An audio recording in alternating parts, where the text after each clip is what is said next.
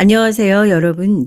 어디 가서 차마 말도 못하는 어이없고 기막힌 일에 있어서 예전 라디오 듣던 시절처럼 오랜만에 이렇게 사연 투고를 한번 해봅니다. 눈부시게 발전한 요즘 같은 시대에 사람 급을 나누는 인간이 있을 줄은 정말 꿈에도 몰랐거든요. 처음 것들하고 어떻게 사돈을 맺어? 지금 뭐라고 하셨어요? 처음 것, 아, 처음 것이요?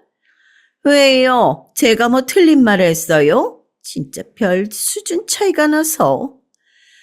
요즘 세상에 청것이란 단어를 쓰는 사람이 있다는 것도 배꼽 잡고 웃을 일인데, 심지어 그 황당한 말을 들은 자리가 다름 아닌 제 아들의 상견례장이었다면 여러분은 어떠셨겠습니까? 처음엔 귀를 의심했지만 저 당당한 태도를 보니까 헛웃음만 나오더군요. 그래서 제가 어떻게 했냐고요? 본인들 입으로 청껏이라 칭했으니 그 오만한 사람들에게 진짜 청껏처럼 행동해 주기로 마음먹었죠. 그날 상견례장에서 대체 무슨 일이 벌어졌는지 제가 물까지 뿌리며 패악을 부렸던 예비 사돈이 다음날 어떤 꼴을 당하게 됐는지 궁금하시죠? 가슴 뻥 뚫리는 얘기 바로 시작하겠습니다. 저희 아들 녀석 어렸을 때부터 아주 동네에서 이름난 쌈딱이었어요. 하루가 멀다 하고 학교에서 전화가 오면 전 하던 일 내팽개치고 흙투성이 작업복 차림으로 교무실에 불려가기 일쑤였죠. 아이고 선생님 죄송합니다. 아유 이놈 자식아 어떻게 하루가 멀다 하고 사고를 쳐. 당장 죄송하다고 안 해? 뭐가 죄송해. 나 잘못한 거 없어. 야 네가 우리 아빠한테 사과해. 우리 아빠 농사 짓는다고 소똥 냄새 난다고 네가 먼저 그랬잖아. 아이고 죄송합니다. 이러다가 바로 와서 야, 뭐 소똥 냄새가 창피하냐? 날 수도 있는 거지 뭐. 그런 거 가지고 쌈박질이야. 아니에요. 아유, 너 진짜 그런 소리 했어? 아이고 저희 애가 실수했네요. 미안해. 미안하다. 응? 교무실에서 분에 못 이겨 눈물을 뚝뚝 흘리면서도 끝까지 고집을 꺾지 않는 아들을 보면 참 속상하면서도 짠했어요. 그 쌈딱 같은 성질머리를 만든 게 결국 저 때문인 것 같아서 가슴 한구석이 늘 미안하기도 했고요. 저희 집은 7남매가 전부 농사만 지었습니다. 그래도 그중 막내인 제가 유일하게 대학을 나왔는데 배운 머리로 가만히 계산기 두드려 보니까 이대로 우리 식구들 흙이나 파먹고 살다간 평생 부자가 될 수는 없겠더라고요. 그래서 농수산물을 단순히 수확하는 데 그치지 않고 가공하고 유통까지 직접 해내는 영농법인을 하나 차렸어요. 주변에선 가족끼리 사업하면 결국 돈 때문에 원수된다며 말리는 사람이 많았지만 저희 형제들은 달랐습니다. 다들 워낙 욕심 없는 형님, 누님들이라 그런지 서로 잘 살자는 굳은 생각 하나로 열심히 뭉쳐 사업을 견인했죠. 그렇게 십수년을 밤낮 없이 매달리다 보니까 어느새 동네 구멍가게 수준이던 영농법인이 어지간한 중견기업 수준으로 훌쩍 커버렸더라고요.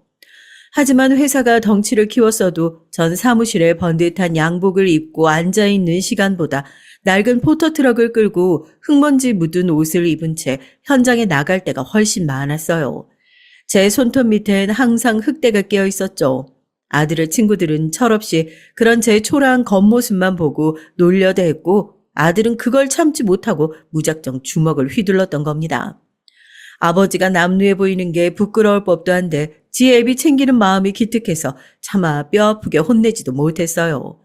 교무실에서 나와 동네 중국집에 마주 앉으면 입술이 다 터진 아들 녀석 앞으로 짜장면 한 그릇을 쓱쓱 비벼 밀어주었습니다. 제발 친구들이랑 싸우지 마. 아빠는 냄새나는 거 진짜 하나도 안 창피해. 네가 자꾸 이러고 다니면 아빠가 더 미안해지잖아. 거칠어진 머리를 쓰다듬어 주면 녀석은 짜장면을 우물거리며 고개를 끄덕이곤 했죠.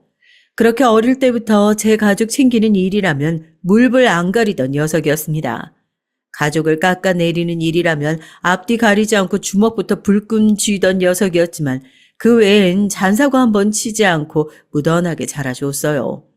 게다가 학업에도 꽤나 소질을 보여서 제게는 평생의 자랑거리자 정말 든든한 버팀목이었습니다. 저와 아내 모두 책상머리에 진득하게 앉아있는 것과는 거리가 먼 체질이었는데 도대체 누구 유전자를 타고났길래 저렇게 머리가 비상한지 그저 신기할 따름이었죠. 그 훌륭한 머리를 10분 발휘해서 이름만 대면 알만한 명문대학에 진학을 하더니 기어코 전공학과 수석까지 차지하며 우수한 성적으로 졸업장을 안겨줬습니다. 이젠 네로라 하는 대기업에 당당하게 들어가서 빳빳한 넥타이를 메고 편안하게 살 일만 남았다고 내심 기뻐했어요. 그런데 이 녀석이 졸업 후에도 취업 준비는 뒷전이고 집에서 허송세월하며 계속 민기적거리는 게 아니겠습니까? 남들은 못 들어가서 안달인 곳에서 제의가 와도 귀뚱으로도 안 듣길래 도대체 무슨 꿍꿍인가 싶어 나를 잡고 단단히 물어봤죠. 그랬더니 세상에 밖에서 남의 밑에서 일할 생각 추워도 없고 당장 제 밑으로 들어와서 농업을 배우고 싶다는 기막힌 폭탄 선언을 하는 겁니다. 야 임마 네가 무슨 재벌집 아들인 줄 알아? 너한테 세습해줄 회사 같은 거 없어 임마. 헛바람 들지 말고 당장 출근할 궁리나 해. 그런 거 아니에요 아버지. 제가 뭐 편하게 돈 벌고 싶어서 돈 욕심 나서 그러는 줄 아세요? 어릴 적부터 현장에서 아버지가 피땀 흘리시는 거 곁에서 보고 배우면서 자란 게 그건데 저도 아버지 뜻 이어받아서 농업 쪽으로 제대로 크며 성장시켜 보고 싶어서 그러는 거예요. 안 된다면 안 돼. 내 눈에 이게 뭐 어디 만만하고 쉬운 일인 줄 알아? 떼약볕에서 흙 파먹고 일구는 게 얼마나 고된지 네가 직접 안 겪어봐서 배부른 소리 하는 거야. 아무리 달래고 타일러도 자기는 여기 말고는 다른 곳에 입사할 생각이 눈꼽만치도 없다고 뻗대더군요. 쇠고집도 정말 이런 쇠고집이 따로 없었어요. 그 무서운 황소고집을 꺾으려다 아내와 저 둘 다 지인을 다 뺐습니다. 돌이켜보면 그건 일방적인 설득이라기보단 피말리는 팽팽한 협상에 가까운 기싸움이었어요. 결국 제가 먼저 두 손을 들고 타협안을 던질 수밖에 없었습니다. 좋아. 정 그렇다면 조건이 하나 있다. 남들 다 아는 번듯한 회사 들어가서 딱 5년. 그 5년 동안 다른 사람 밑에서 굳은 일도 겪어보고 회사 생활 잘 버티면 그때는 내 발로 직접 널 우리 회사로 모셔올 테니까 그런 줄 알아. 사회물도 안 먹어본 아무것도 없는 핏덩어리를 내가 도대체 뭘 믿고 우리 회사 임직원들 앞에 낙하산으로 들이대겠어? 우리 영농법인은 현장 경험이 확실한 경력직 아니면 절대 안 뽑는다고 딱 잘라서 엄포를 놓으니까 녀석도 그제야 마지못해 수긍을 하더군요. 그렇게 억지로 아들 녀석의 등을 떠밀다시피 해서 서울에 꽤 규모 있는 기업으로 올려보냈습니다. 부모 품을 벗어나 맵고 짠 사회생활을 직접 겪어보면 제발로 험한 농사일 하겠다고 덤벼들던 헛된 꿈은 금방 훌훌 털어버리고 무난하게 정착할 거라고 굳게 믿으면서 말이죠. 제 자식이라서 괜히 띄워주려고 하는 소리가 아니라 객관적으로 떼어놓고 봐도 우리 집 녀석이 진짜 어디 하나 빠지는 구석 없이 참 괜찮은 청년입니다. 이목구비 뚜렷하게 굵직하고 남자답게 생긴 데다가 키도 제 또래 무리해서 우뚝 솟아 보일 만큼 180이 훌쩍 넘거든요. 거기다 성격은 또 저를 빼닮아서 꽁하거나 뒤끝이 있는 일 없이 매사 시원시원합니다. 대학에 다닐 때도 저한테 시시콜콜 연애 고민 털어놓진 않았지만 아내가 아들방 청소를 하다가 발견한 흔적들을 보면 꽤 괜찮은 여학생들을 몇 번 만났던 눈치더라고요. 그렇게 인물 훤칠한 녀석이 서울에 있는 직장까지 턱 잡고 나니 제 주변 사람들이 도통 가만히 있질 않았어요. 거래처 사장님들부터 시작해서 지역에서 건너 아는 지인들까지 아들 농사 기가 막히게 지었다며 만날 때마다 어찌나 지켜 세워주는지 모릅니다. 결국 그분들이 저에게 연락하는 목적은 다 똑같았어요. 자기 딸이나 조카딸 꼭 한번 소개해주고 싶다며 선자리를 주선해달라고 어찌나 귀찮게 매달리는지 모릅니다. 조건들을 하나하나 들어보면 전부 남부럽지 않은 훌륭한 집안들이었어요. 계속 거절하는 것도 하루 이틀이지 중간에서 매번 난처한 전화를 받아야 하는 제 입장이 너무 곤란해져서 결국 주말에 내려온 아들에게 슬쩍 운을 띄웠습니다. 야, 너 진짜 선 안 볼 거야? 너 다니는 회사 이름 넌지시 말해주니까 아유 맨날 여기저기서 전화가 와서 아주 귀찮아 죽겠다. 그냥 아버지 얼굴 봐서 눈 딱 감고 나가서 밥이나 한 끼 먹고 와. 아버지 무슨 이 시대에 선은 선이에요. 절대 안 나가요. 그리고 저 사실 만나는 사람 따로 있어요. 뭐? 야, 넌 임마 만나는 사람이 있으면 있다고 진작에 귀뜸이라도 해줬어야지. 매일 야근한다고 죽겠다느니 회사 때려치운다느니 앓는 소리 날 때는 언제고 그 바쁜 와중에 할 거 다 하고 있었구만.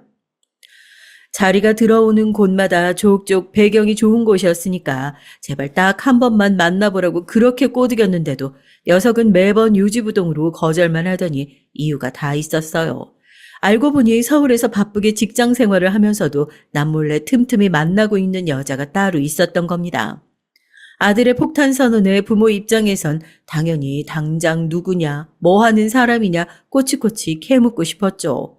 그래서 왜 여태 숨겼냐고 추궁하니 돌아오는 대답이 가관이었습니다.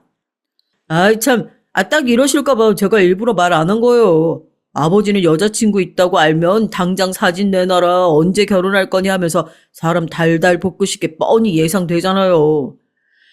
가만히 들어보니 영 틀린 말은 아니었죠. 미리 알았더라면 당장 주말에 데리고 내려와라 하며 아내와 제가 합심해서 밤낮 없이 들들 볶았을 테니까요. 괜히 부모 성화에 시달리기 싫어서 철저하게 입을 다물고 연애를 하고 있었을 줄은 꿈에도 몰랐습니다. 서운하기도 했지만 이제 진짜 다 컸구나 싶어 대견하기도 하더군요. 서울에서 넥타이 메고 회사에 꾸준히 다니다 보면 화려한 도시 생활에 맛을 들여 다시 이 지루한 총구석으로 내려와 흙먼지 마시며 일하겠다는 고집은 서서히 사그라들 줄 알았어요. 부모 입장에선 기왕 서울로 상경한 김에 반짝거리는 빌딩 숲 사이에서 좀 더 폼나게 살았으면 하는 바람이 컸거든요. 그래서 일부러 주말에 내려온다고 해도 오지 말라고 으름장을 놓으며 더 못 내려오게 밀어낸 것도 사실입니다. 그런데 이 녀석의 고집은 제 예상을 아득히 뛰어넘더군요. 금요일 저녁만 되면 어김없이 짐을 싸들고 고속버스를 타거나 운전대를 잡아 먼 거리를 뚫고 기어코 집으로 내려왔어요. 토요일 아침 일찍부터 제 옆에 딱 달라붙어서 영농법인의 물류 흐름이며 현장 작업자들이 놓치는 세부적인 공정들까지 하나하나 캐묻고 일손을 돕더라고요. 그렇게 매주 왕복 몇 시간을 길바닥에 버리며 꼬박꼬박 출근 도장을 찍는 지독한 성의를 보아하니 회사 일 배우고 싶다는 그 당돌한 선언이 결코 순간의 혹이나 빈말이 아니었다는 걸 깨달았습니다. 상황이 이쯤 되니까 오지 말라고 호통치던 저나 아내도 주말이 다가올 때마다 은근히 현관 쪽을 힐끔거리며 아들 발소리를 기다리게 되는 참으로 웃지 못할 일들이 벌어졌어요. 그러던 어느 날이었습니다. 평소처럼 통화를 하다가 주말 일정을 묻는 김에 슬쩍 뼈있는 농담을 던져봤죠. 너 이번 주말에도 득달같이 집 내려오냐? 서울에 예쁜 여자친구 숨겨뒀다면서 그 아가씨는 금요일 밤마다 데이트도 안 하고 촌으로 휙휙 내려가는 너 보고 아주 정 떨어지겠다. 그러다 차이는 거 한순간이야. 정 떨어지긴 무슨요. 안 그래도 다음 주 주말엔 혼자 안 가고 그 아가씨랑 같이 내려갈게요. 그리고 아버지 괜히 기 살려주신다고 의수대면서 회사 데리고 가고 막 공장 견학시켜주고 그런 거 절대 하지 마세요. 진짜. 제발 엄마한테도 말씀하셔서 부담스럽게 뭐 잔뜩 준비도 마시고요. 그냥 가볍게 밥이나 한 끼 먹으러 가는 거니까요. 야, 인마, 넌 그렇게 중요한 걸 왜 이제 얘기해? 애비 심장 떨어지게. 수화기 너머로 들려오는 아들의 덤덤한 목소리에 전 들고 있던 휴대폰을 하마터면 바닥에 떨어뜨리곤 했어요. 생전 여자친구 얼굴 한번 보여달라고 그렇게 통사정을 하고 꼬드겨도 철벽을 치던 녀석이 갑자기 그것도 뜬금없이 만나는 여자를 집으로 데리고 내려오겠다니요. 이건 예사의 일이 아니라는 직감이 뒤통수를 3개 때렸습니다. 아내가 방 청소하다가 스쳐 지나간 연애의 흔적은 몇 번 있었지만 단 한 번도 부모 앞에 정식으로 인사를 시키겠다며 데려온 적은 없었거든요. 오죽하면 제가 전화를 끊자마자 부엌에 있던 아내에게 달려가 호들갑을 떨었겠습니까? 드디어 이 녀석이 정말 평생을 함께할 마음의 결정을 내린 건지 진짜로 우리 집에서 식구를 들이려나 본다며 아내와 둘이서 마주 앉아 어찌나 설레발을 쳤는지 몰라요. 아들은 절대 무리하지 말라고 신신당부를 했지만 난생 처음 집에 오는 아들 여자친구를 위해 그 주말 내내 집안 곳곳에 쌓인 먼지를 털어내고 어떤 음식을 차려야 할지 고민하느라 저희 부부의 마음은 이미 하늘 위로 둥둥 떠다니고 있었습니다. 주말 아침이 밝자마자 저와 아는 약속이라도 한 듯 거실 창문방만 뚫어져라 내다봤어요. 큰 계약을 앞둔 미팅 자리에서도 이렇게 진땀을 뺀 적이 없었는데 난생 처음 아들이 데려오는 짝을 맞이하려니까 심장이 튀어나올 것 같더라고요. 마당 너머로 차 들어오는 소리가 들렸고 서둘러 현관문을 열고 나간 저희 부부 앞엔 그림같이 단아한 아가씨가 수줍게 서 있었습니다. 어머님, 아버님 안녕하세요. 제가 어른들 선물을 잘 안 골라봐서 고민을 많이 했거든요. 그냥 식사하시고 커피 한잔 하시면서 달달하게 드세요. 아유, 뭘 이런 걸 다 사왔어요. 서울 아가씨라고 그러더니 가져온 선물 포장부터가 엄청 세련됐네. 고마워요. 예비 며느리의 첫인상을 한마디로 정의하자면 딱 서울 깍쟁이였습니다. 까탈스러울 것 같다는 의미는 절대 아니에요. 피부는 도자기를 빚어놓은 것처럼 하얗고 체구도 작아서 태어나서 단 한 번도 뜨거운 햇빛을 받아본 적 없을 것 같은 귀한 공주님 느낌이었습니다.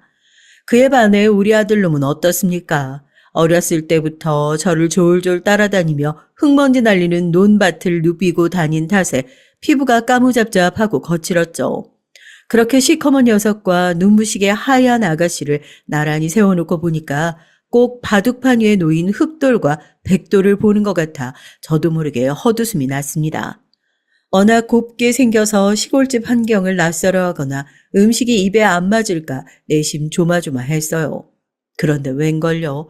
차를 마시며 대화를 나누는데 무슨 말만 던지면 까르르 까르르 웃음을 터뜨리는 겁니다. 처음엔 현관을 들어설 때만 해도 잔뜩 긴장해서 어색해하더니 어느새 싹싹하게 먼저 다가와서 살갑게 말을 붙이는데 그 모습이 어찌나 사랑스럽고 마음에 쏙 드는지 몰랐어요. 마주 앉아 가벼운 농담만 주고받는데도 제 입꼬리는 귀에 걸려 내려올 생각을 안 하더군요. 그렇게 화기애애한 분위기가 무르익어가던 참이었습니다. 하필이면 그때 농장 작업 반장님에게 급한 연락이 왔어요. 시설 한쪽에 문제가 생겨서 당장 현장으로 가 확인을 해봐야 하는 상황이 벌어진 거죠. 귀한 손님을 집에 모셔두고 자리를 비우는 게 마음에 걸려 난처한 표정으로 자리에서 일어났습니다. 아이고 이를 어째 귀한 손님 왔는데 미안해서 어떡해요. 나 밭에 급히 처리할 일이 생겨서 다녀와 봐야겠는데. 자누 넌 아가씨 심심하지 않게 집에서 잘 모시고 있어라. 작업복을 걸치는데 소파에 앉아있던 예비 며느리가 갑자기 눈을 반짝이며 일어났습니다. 아버님, 혹시 저도 아버님 따라가서 봬도 돼요? 찬호 씨한테 평소에 얘기 많이 들었거든요. 밭도 엄청 넓고 볼거리도 많다고요. 저 어렸을 때부터 흙 밟고 그런 데 가는 거 되게 좋아했거든요. 구경 가고 싶어요. 아이고, 그래요? 냄새나고 흙먼지 날려서 옷 다 버리고 불편할 텐데. 그래도 본인이 괜찮다면 나야 너무 좋지. 당장 별거 없긴 한데 얼른 같이 가봐요. 불편한 기색 하나 없이 오히려 자진해서 농장을 구경하겠다고 나서는 그 싹싹하고 고마운 마음씨에 전 완전히 무장해제가 되고 말았습니다. 당장 흙 묻어도 괜찮은 장화부터 찾아주겠다며 콧노래를 부르며 허둥지둥 현관을 나섰죠. 그때를 기점으로 주말마다 홀로 털레털레 집 마당을 밟던 아들 녀석의 옆엔 항상 예비 며느리가 그림자처럼 찰싹 붙어있기 시작했어요. 처음 현관문을 열고 들어왔을 때만 해도 유리 공예품처럼 조심스럽고 깍쟁이 같았던 아가씨가 몇 번 얼굴을 마주하더니 금세 저희 집 일상에 스며들더군요. 이젠 제법 편해졌는지 아침부터 아버님 소리를 연발해가면서 제가 가는 논이고 밭이고 졸졸 따라다니는 게 일상이 됐습니다. 작은 손에 장갑을 꿰차고 흙바닥에 주저앉아 뭐라도 하나 거들어 보겠다고 낑낑거리는 모습을 볼 때마다 제 눈엔 그저 한없이 예쁘고 대견해 보일 뿐이었어요. 아들 녀석이 왜 그렇게 꽁꽁 숨겨두고 혼자만 만났는지 이해가 가고도 남았죠. 둘이 마주보며 웃는 모습을 가만히 지켜보다 보니까 하루라도 빨리 번듯한 가정을 꾸려주고 싶은 마음이 크게 솟아올랐어요. 어느 날 저녁 식사를 마치고 거실에 둘러앉았을 때 제가 먼저 넌지시 운을 띄웠죠. 너희들 결혼 생각이 확실하게 있으면 더 늦기 전에 얼른 상견례 날짜부터 잡아. 귀한 남의 집 아가씨 데려다 놓고 마냥 시간만 끄는 것도 도리가 아니야. 예쁜 나이에 하루라도 빨리 시집가게 해줘야지. 매사 결단력 있던 아들 녀석이 유독 결혼 문제 앞에선 조심스러워하며 민기적거리는 것 같길래 제가 단단히 다그쳤습니다. 제 호통에 정신이 번쩍 들었는지 그자 지들끼리 서둘러 프로포즈도 하고 양가 어른들이 만나는 상견례 날짜까지 속전속결로 잡아오더라고요. 막히는 일 없이 시원시원하게 진행되는 상황을 보며 부모로서 큰 숙제 하나를 덜어냈다는 생각에 발 뻗고 편히 잘 수 있겠다 싶었어요.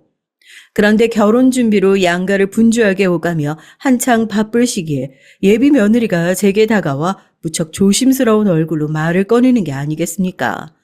평소에 해맑던 얼굴은 온데간데 없이 바짝 긴장한 기색이 역력했습니다.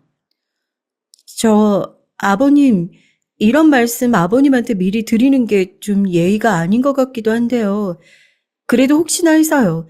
저희 부모님이 평생을 도심에서만 사셔서 이런 시골이 얼마나 넉넉하고 살기 좋은 곳인지 아예 체감을 못 하세요. 혹시라도 다 같이 모인 자리에서 저희 부모님이 상황을 잘 모르시고 괜히 말실수라도 하실까봐 전 그게 너무 걱정돼서요. 잔뜩 주눅이 들어 눈치만 살피는 예비 며느리를 보며 전 호탕하게 웃음을 터뜨렸습니다.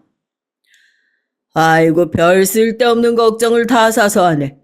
영주 너처럼 심성곱고 반듯하게 자란 딸을 보면 부모님이 얼마나 인품이 훌륭하신 분들인지 훤히 다 보이는데 무슨 걱정이야.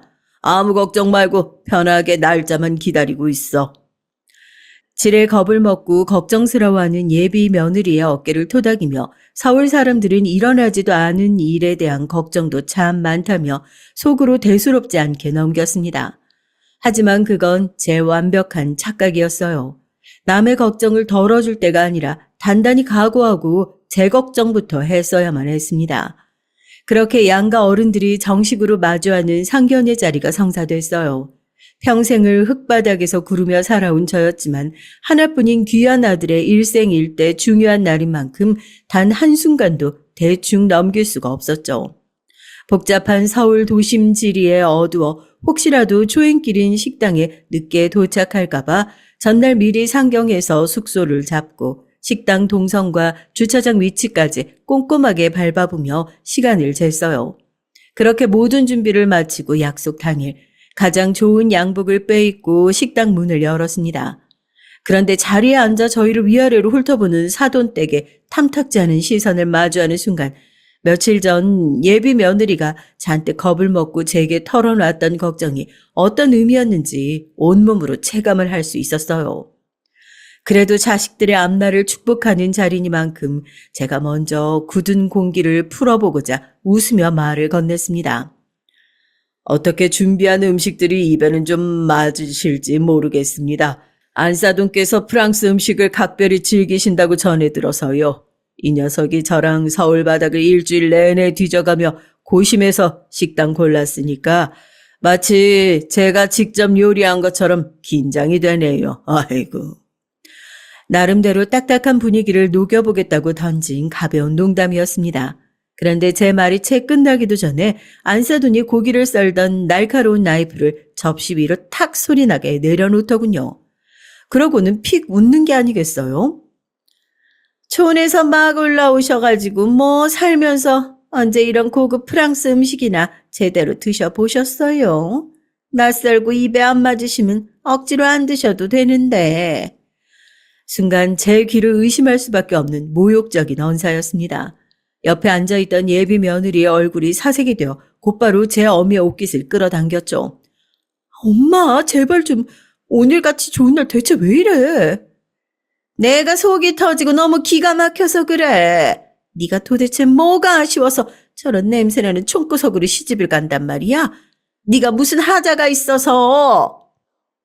딸을 향한 질책을 빙자해서 저희 가족의 뿌리까지 짓밟는 망언을 쏟아내는 안사돈의 태도에 저 역시 억누르고 있던 화가 솟구쳤습니다.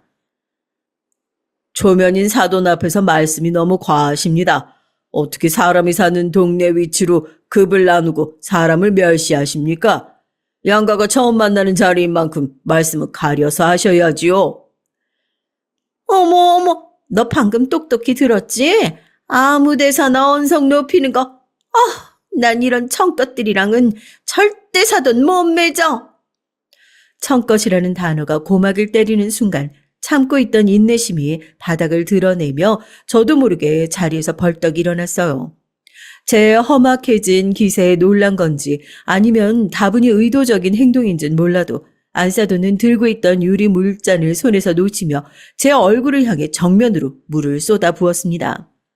차가운 물이 정장 위로 뚝뚝 떨어지는 찰나 평소 자기 가족 일이라면 물불 안 가리고 뛰어드는 아들이 눈동자가 뒤집힌 채 자리에서 벌떡 일어났죠. 분노로 호흡이 거칠어진 녀석은 곧바로 제 팔을 낚아채며 더 이상 볼 일 없으니 당장 이 자리를 뜨자고 윽박질렀죠.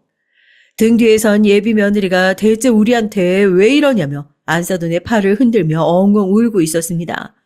축복 속에서 치러졌어야 할 상견례 자린 그렇게 한순간에 처참하고 난폭하게 파투가 나버리고 말았어요. 상견례를 처참하게 망치고 내려온 다음 날 아침 무거운 침묵이 맴도는 집안으로 아들이 찾아왔습니다. 제대로 잠을 자지 못한 듯 눈가는 시뻘겋게 짓물러 있었고 헝클어진 머리로 현관에 서서 깊은 한숨만 푹푹 내쉬더군요. 아버지 어머니 정말 면모가 없습니다. 어제 그 모욕스러운 일을 겪게 해드려서 죄송해요. 영주와의 결혼은 여기서 무를 생각입니다.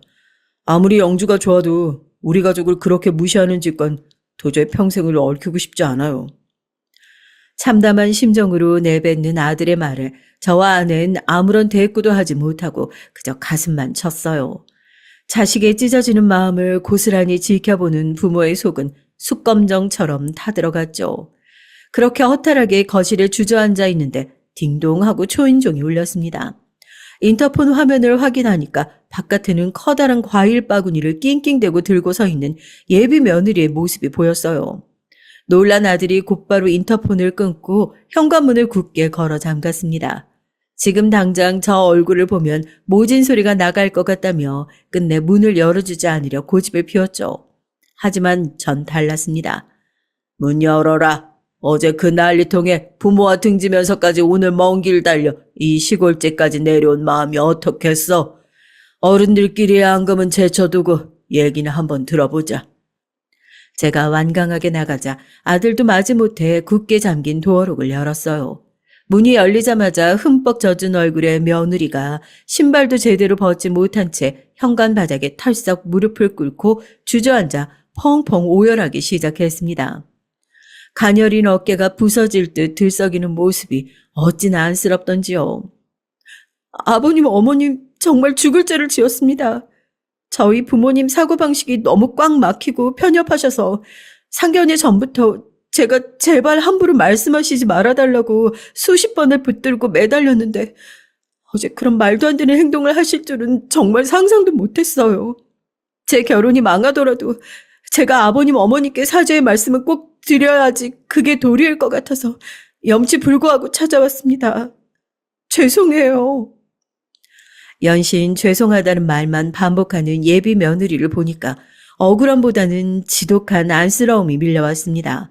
그와 동시에 제 안에서 차갑고 단단한 오기가 서서히 끓어오르기 시작했어요. 겉으로 드러나는 번듯한 껍데기와 사는 동네의 외형만이 사람을 평가하는 전부라고 믿는 그 오만하고 속물적인 사돈댁 정신 한번 제대로 차리게 해줘야겠다 싶더라고요. 영주야, 고개 들어라. 그리고 네가 정말 찬호와 끝까지 함께할 마음이 변치 않았다면 내일 아침 9시 네 부모님네 회사에서 보자꾸나.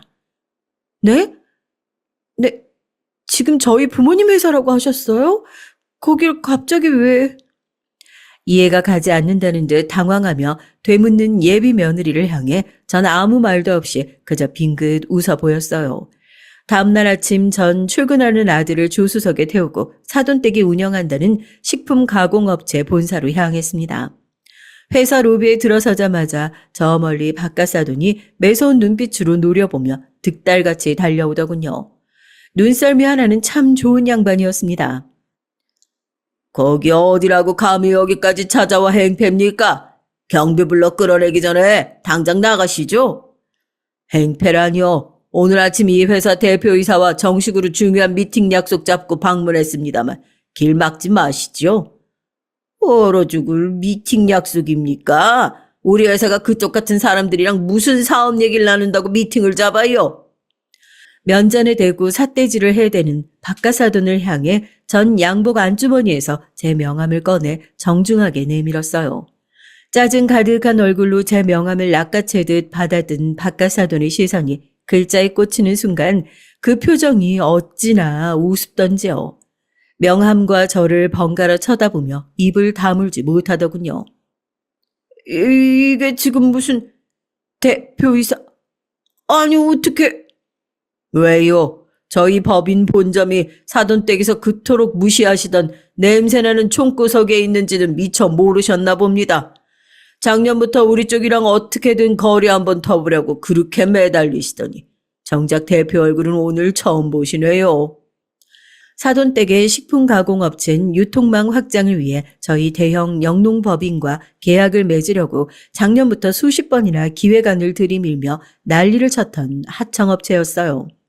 어제 그렇게 개망신을 줬던 사돈댁이 자신들의 밥줄을 쥐고 흔들 법인 대표라는 사실을 깨달은 박가사돈의 얼굴은 참담할 정도로 붉게 달아올랐습니다. 이마에선 굵은 땀방울이 흘러내렸고 어찌할 바를 몰라 쩔쩔매는 꼴이 아주 볼만했어요. 결국 하얗게 질려 진땀만 흘리는 박가사돈의 안내를 받으며 전 얼떨결에 대표실에서 미팅까지 진행하고 왔습니다. 굽신거리는 사돈을 내려다보며 거래건은 신중하게 생각해보겠다는 뼈있는 한마디를 남기고 회사를 빠져나왔죠. 돌아오는 길 조수석에 앉아 창밖만 바라보는 아들에게 넌지시 말을 건넸습니다. 부모 보지 말고 영주만 봐. 영주 얼마나 좋은 애냐. 사람이 살다 보면 눈에 보이는 얕은 배경에 속아 큰 실수를 저지르기도 하는 거지. 이런 일로 평생 잘 맞는 짝 놓치면 그게 인생에서 훨씬 더 뼈아픈 후회로 남는 거야. 아버지, 그래도 어떻게 우리 집 식구들한테 그런 짓을 한 사람이랑 뻔뻔하게 사돈을 맺어요. 전 도저히 용납 안 됩니다.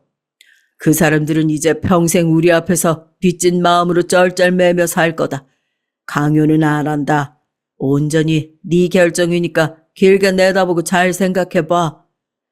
사실 이렇게 긴 사연을 투고한 데엔 단단하게 뿌리나 좀처럼 꺾이지 않는 아들이 조금은 유해졌으면 하는 속마음도 있어요. 사돈댁을 용서하기로 한 제 결정이 결코 틀리지 않았다고 굳게 믿습니다. 여러분은 제 이런 선택에 대해 어떻게 생각하시나요? 우리 아들의 굳게 닫힌 마음을 어떻게 설득하면 좋을지 지혜로운 의견 부탁드립니다.